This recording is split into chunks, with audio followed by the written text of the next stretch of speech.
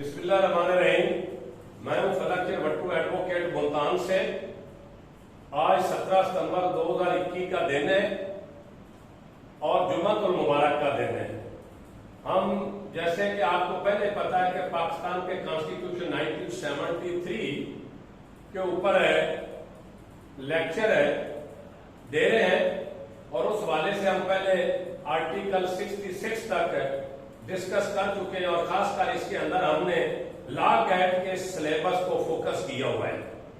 और आज हम पाकिस्तान कॉन्स्टिट्यूशन के जो पार्ट 3 है उसके चैप्टर 2 है और उसके अंदर एक टॉपिक है प्रोसीजर जनरली, जो कि आर्टिकल 67, 68, 69 पर मुश्तमिल है। इसको हम थोड़ा सा मुख्तसर करके तीनों आर्टिकल को बयान कर लेते हैं। आर्टिकल 67 में यह बात की गई है कि कॉन्स्टिट्यूशन की कंडीशन के साथ हाउस जो है वो अपने बिजनेस को रन करने के लिए, यानी कि इजलास की कार्रवाई के हवाले से अपने रूल्स, रेगुलेशन और प्रोसीजर बना सकती है। ये 67 में कहा गया, यानी कि 67 हाउस को, सेनेट के और कौमी असेंबली दोनों को इख्तियार देकर है कि वो हाउस की इजलास की कार्रवाई को रेगुलेट करने के लिए रूल्स रेगुलेशन बना सकते हैं। और इसके साथ साथ जो आर्टिकल 68 है ये एक बार लगाता है पार्लियामेंट के ऊपर। इसमें यह कहा गया है कि हाई कोर्ट या सुप्रीम कोर्ट के किसी जज के कंडक्ट के हवाले से, कैसा कंडक्ट, जब वो अपने ड्यूटी सर अंजाम दे रहा हो, यानी कोर्ट वर्क कर रहा हो, डिस्चार्ज ऑफ हिज ड्यूटी, अपने फराइज सर अंजाम देने के हवाले से उसके कंडक्ट को हाई कोर्ट या सुप्रीम कोर्ट के जज के कंडक्ट को ना तो कहीं पार्लियामेंट में, कौमी या सूबाई असेंबली में यो डिस्कस नहीं किया जा सकता।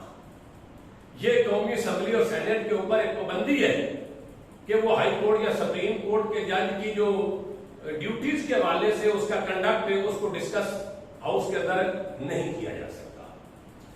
अब आगे एक 69 है, ये कोर्ट्स के ऊपर एक लगी बार। 69 कह रहा है कि पार्लियामेंट मजलिस शुरा के अंदर किसी किस्म की जो कार्रवाई है वो किसी भी अदालत में चैलेंज नहीं हो सकती इस ग्राउंड के ऊपर कि कार्रवाई में प्रोसीजर या को अडॉप्ट नहीं किया गया या उसमें कोई इरेगुलरिटी जो है वो कमिट हो गई है। यानी पार्लियामेंट की कार्रवाई को इरेगुलरिटी, बेइज्जती या प्रोसीजर अडॉप्ट ना करने की बुनियाद पर किसी भी अदालत में उस कार्रवाई को चैलेंज नहीं किया जा सकता कोर्ट की, किसी भी कोर्ट में। अब आते हैं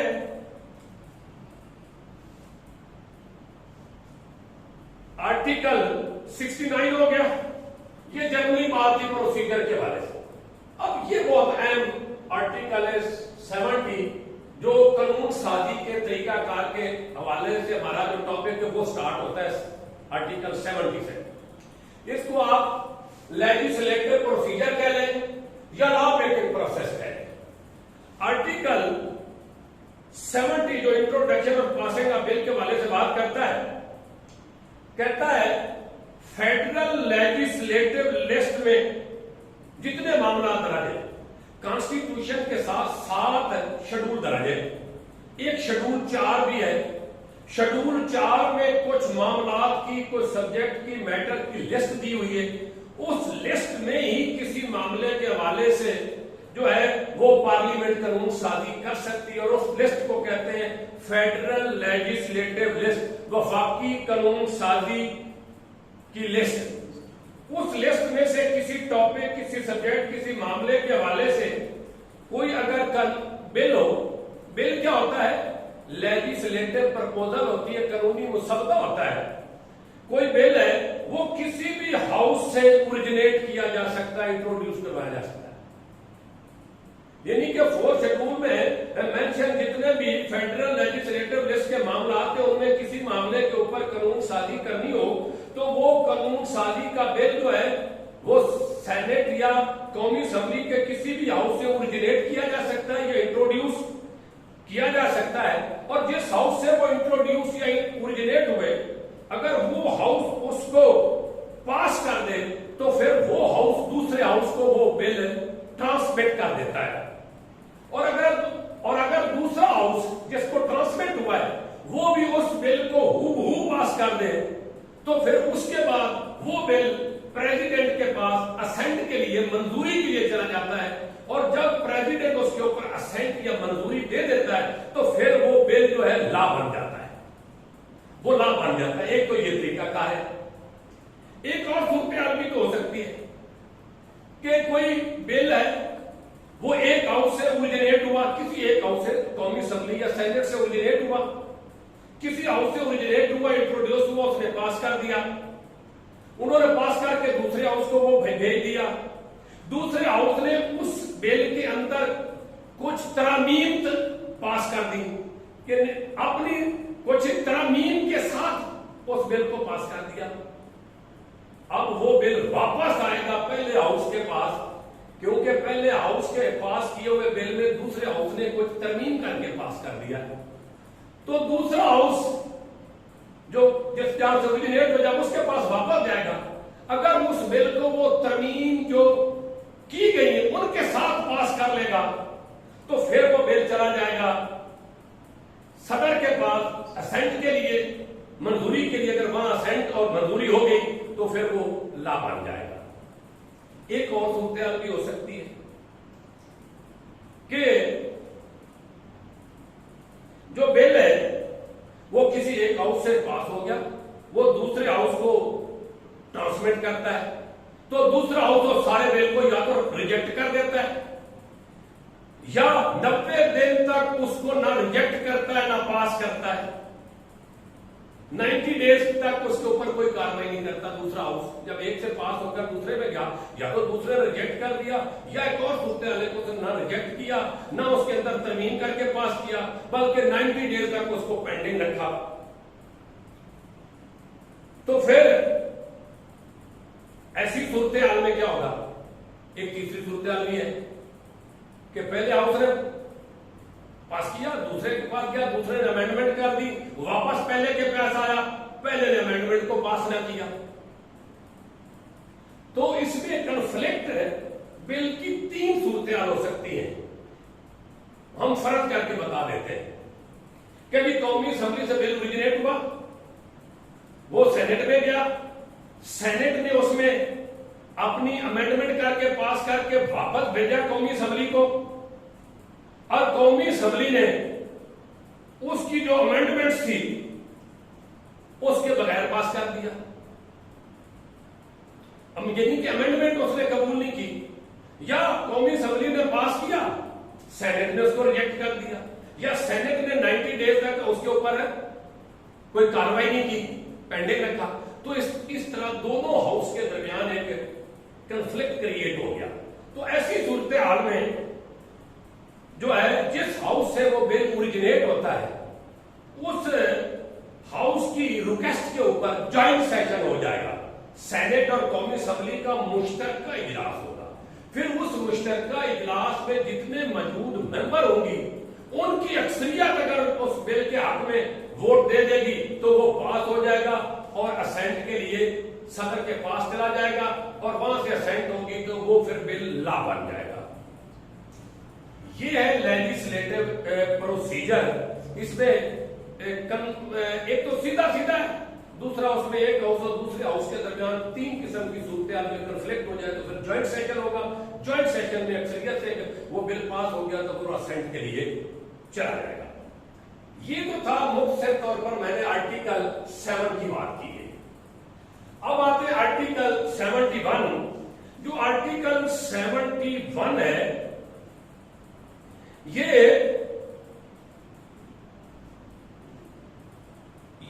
ओमिटेड कर दिया गया है। ये प्रोविजन जो है ये 2002 में ओमिटेड हो गई थी, निकाल दी गई थी। अब ये इसका कोई आर्टिकल ओमिटेड है, यानी कि इस कॉन्स्टिट्यूशन से ये निकाल दी गई। अब आते हैं आर्टिकल 72। मुश्तरका इजलास होगा हाउस का, दोनों हाउसेस का, सेनेट और कौमी असेंबली का, उसको तरीकाकार क्या होगा? उसका तरीकाकार यह है, आर्टिकल 72 कहती है कि प्रेसिडेंट, स्पीकर कौमी असेंबली और चेयरमैन सेनेट की मशावरत के साथ रूल्स बना सकता है। यानी कि प्रेसिडेंट, स्पीकर कौमी असेंबली और चेयरमैन सेनेट की मशावरत के साथ रूल्स बनाएगा कि जब इजलास मुश्तरका हो तो उस मुश्तरका इजलास का जो कार्रवाई है उसके हवाले से रूल्स बना सकता है प्रेसिडेंट। ये आर्टिकल 72 प्रेसिडेंट को ये इख्तियार देती है, लेकिन वो रूल्स कौमी असेंबली के स्पीकर और चेयरमैन सेनेट की मशावरत से बनाएगा। रूल्स का सब्जेक्ट क्या होगा कि जॉइंट सिटिंग को, कि बिजनेस को रेगुलेट कैसे करना है।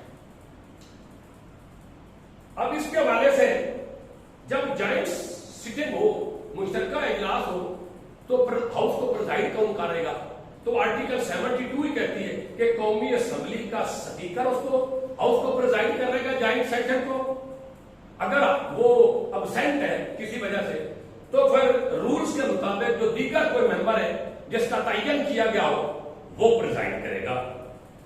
अब इसके साथ साथ जो रूल्स है, अभी प्रेसिडेंट को का इख्तियार दिया गया कि रूल्स बना सकता है।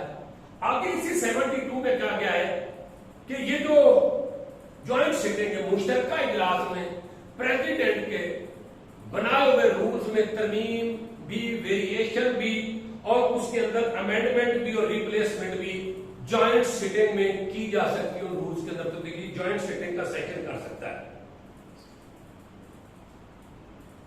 और ज्वाइंट सिटिंग जब मुश्तरका इजलास हो, उसके अंदर जितने भी फैसला जाते हैं वो अक्सरियत राय के वोट के जरिए ही होंगे। और कितनी अक्सरियत रहेगी? जो ज्वाइंट सिटिंग में मौजूद होंगे मेंबर, उनकी अक्सरियत के वोट के साथ फैसला जारी किए जाएंगे। अब आते हैं आर्टिकल 73 की तरफ। आर्टिकल 73 की तरफ ये कह रही है कि जो मनी बिल के हवाले से, मनी बिल वो होता है जिसके अंदर कोई फिस्कल यानी कि मालियाती अमूर के ऊपर हो, कोई टैक्स लगाने हो या टैक्स की रिकवरी हो या सालाना बजट हो, इस तरह के जिसके अंदर फाइनेंस इन्वॉल्व हो, उस किस्म के जो कानून साजी का मुसद्दा होता है उसको मनी बिल कहते हैं। अब मनी बिल सिर्फ तो सिर्फ कौमी असेंबली से इंट्रोड्यूस या ओरिजिनेट हो सकता है। बाकी तमाम बिल किसी भी हाउस से इंट्रोड्यूस या ओरिजिनेट, मनी बिल सिर्फ कौमी असेंबली से ही ओरिजिनेट और इंट्रोड्यूस होगा। लेकिन आगे एक और तरीका बताया गया है कि जब मनी बिल कौमी असेंबली में ओरिजिनेट होगा तो उस बिल की एक कॉपी सेनेट को भी इसके साथ साथ भेज दी जाएगी उस मनी बिल की। और सेनेट के पास जब कॉपी जाएगी तो वो 14 दिन के अंदर अंदर उस मनी बिल के ऊपर सेनेट अपनी सिफारिशात कौमी असेंबली को सिर्फ भेज सकता है। और कौमी असेंबली के पास जब मनी बिल डिस्कस हो रहा होगा तो सेनेट की सिफारिशात उनके पास आएंगी, तो कौमी असेंबली जो है वो सेनेट की सिफारिशात को कंसीडर करते हुए या कंसीडर ना करते हुए मनी बिल को पास कर देती है, कर सकती है। और जब वो कौमी असेंबली उस बिल मनी बिल को पास करती है तो फिर वो सीधा प्रेसिडेंट के पास असेंट या मंजूरी के लिए जाता है। जब वो मनी बिल को सेंट या मंजूरी प्रेसिडेंट की हासिल हो जाती है तो फिर वो लॉ बन जाता है। अब इसके साथ साथ इसमें एक बात यह भी की गई है कि आया कानून साजी का बिल मनी था या अदर किसी मामले के बारे में था, यह फैसला स्पीकर का होगा। स्पीकर इस बारे में अपना फैसला दे सकता है कि यह कानून का मुसद्दा मनी के मुतल्लिक़ है, यानी मनी बिल है या अदर कोई बिल है, इस हवाले से फैसला उसी का होगा। और जब कोई मनी बिल प्रेसिडेंट को असेंट के लिए कौमी असेंबली भेजेगी तो उस बिल के नीचे स्पीकर कौमी असेंबली एक सर्टिफिकेट देगा कि ये मनी बिल है, ये मनी बिल है। तो उसके बाद ये असेंट हासिल कर देगा। इसके साथ साथ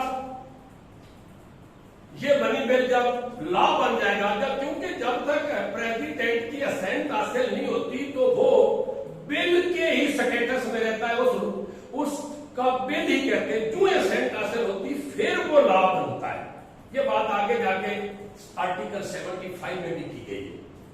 अब आते हैं 74 को। 74 में कहा गया है कि consolidated fund, federal consolidated fund से अगर कोई अखराजात इन्वॉल्व है या पब्लिक फंड से कोई रकम लेनी है, फेडरल का पब्लिक फंड है या कंसोलिडेटेड फंड है, तो उसके हवाले से या पाकिस्तान की करेंसी से हवाले से है या स्टेट बैंक के अमूल के हवाले से कोई बिल है, तो उसको वफाकी हुकूमत की मर्जी के बगैर पार्लियामेंट में इंट्रोड्यूस नहीं करवाया जा सकता। ये भी एक 74 है जो है वो फेडरल गवर्नमेंट को ये इख्तियार देती है कि स्टेट बैंक के फंक्शन के बारे, पाकिस्तान की करेंसी के बारे, पब्लिक अकाउंट से कोई अमाउंट विड्रॉ करानी है या एक्सपेंडिचर के बारे में बिल पार्लियामेंट में नहीं लाया जा सकता, लेकिन लाया जा सकता है वफाकी हुकूमत की कंसेंट और मर्जी के साथ। अब मैं आता हूं आर्टिकल 75 की तरफ, जो प्रेसिडेंट असेंट देता है बिल के ऊपर। जब प्रेसिडेंट के, पहले भी बात मैं कर चुका हूं, जब प्रेसिडेंट किसी बिल के ऊपर असेंट देता है, मंजूरी देता है, तो वो फिर लॉ बन जाता है। और प्रेसिडेंट ने ये जो असेंट देनी होती है 10 दिन के अंदर देनी होती है। कितने दिन के अंदर? 10 दिन के अंदर वो असेंट देगा। और अगर वो 10 दिन के अंदर उसके ऊपर मंजूरी नहीं देता तो प्रेसिडेंट के पास एक और इख्तियार है कि वो बिल को वापस पार्लियामेंट के पास भेजे और उसमें अपना एक रिक्वेस्टाना मैसेज भेजे पार्लियामेंट को। मैसेज रिक्वेस्ट के अंदाज में भेजे, क्योंकि लिखा हुआ है विद मैसेज रिक्वेस्ट कि ये जो बिल आपने मेरे पास भेजा है इसमें ये मैं फलां तरमीम या ये प्रोविजन तजवीज करता हूं, आप इसको जरा देख ले, इसको कंसिडर कर ले। 10 दिन के या मंजूरी देगा या 10 दिन से पहले वापस बिल इस मैसेज के साथ भेजेगा। और जब प्रेसिडेंट इस बिल को मजलिस शोरा के पास वापस अपने मैसेज के साथ कुछ तरमीम तजावीज करके रिक्वेस्ट करके भेजेगा, तो ये मजलिस शोरा उस फिर प्रेसिडेंट की जो सिफारिशात हैं, जो मैसेज को उन्होंने कन्वे किया, उसको जॉइंट सिटिंग में डिस्कस होगा। कितना? मुश्तरका इजलास में सिटिंग। और अगर दोबारा पार्लियामेंट प्रेसिडेंट को कि जो रिकमेंडेशन या सिफारिशात है, रिक्वेस्ट है या मैसेज को कंसिडर नहीं करती, दोबारा पास कर देती है, दोबारा पास कर देती है प्रेसिडेंट की जो है वो पास, उसकी अमेंडमेंट जो उसने तजवीज की तो उसके साथ या उसके बगैर पास कर देती है, तो फिर वोटिंग के साथ, तो देन इसको दोबारा असेंट के लिए प्रेसिडेंट के पास नहीं भेजा जाएगा। It shall be deemed for the applicant to have passed by both of them shall be presented। जब प्रेसिडेंट वापस करेगा तो फिर जॉइंट सिटिंग में वो बिल पास हो जाएगा, तो इससे कानून ये समझेगा कि दोनों हाउस ने भी पास कर दिया है और प्रेसिडेंट की असेंट भी हो गई है। ये था। और जब प्रेसिडेंट इसके ऊपर असेंट देता है तो वो लॉ बन जाता है। अब आते हैं आर्टिकल 76 के ऊपर। ये कह रहा है कि एक बिल है वो किसी भी हाउस के पास पेंडिंग है, सेनेट में पेंडिंग है या कौमी असेंबली में पेंडिंग है, और उस हाउस का इजलास गैर महीना मुद्दत के लिए मुलतवी हो गया, प्रोरोगो हो गया, प्रोरोगेशन हो गया, बिल अभी पेंडिंग है, पास नहीं हुआ, पेंडिंग है उनके पास, लेकिन वो हाउस गैर महीना मुद्दत के लिए मुलतवी हो गया, तो कानून कहता है कि वो जो बिल है वो जो है वो लैप्स नहीं हुआ, वो पेंडिंग ही समझा जाएगा, लैप्स नहीं हुआ। और इसके साथ साथ एक ये भी कहते हैं कि बिल ओरिजिनेट हुआ सेनेट में, सेनेट के पास बिल पेंडिंग पड़ा है, अभी वो पास वहां से नहीं हुआ, और दूसरी तरफ कौमी असेंबली डिसॉल्व होगी, तहलील होगी, तो ऐसे बिल को भी सेनेट के पास है, वो पेंडिंग समझा जाएगा, वो लैप्स नहीं होगा।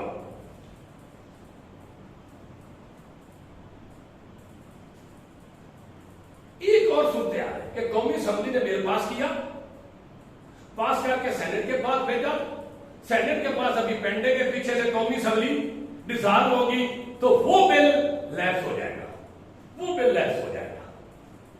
कौमी असेंबली ने पास किया और बिल सेनेट पे भेजा, सेनेट के पास पेंडिंग है, फिर दुराने पेंडेंसी कौमी असेंबली डिसॉल्व होगी, वो बिल लैप्स हो जाएगा।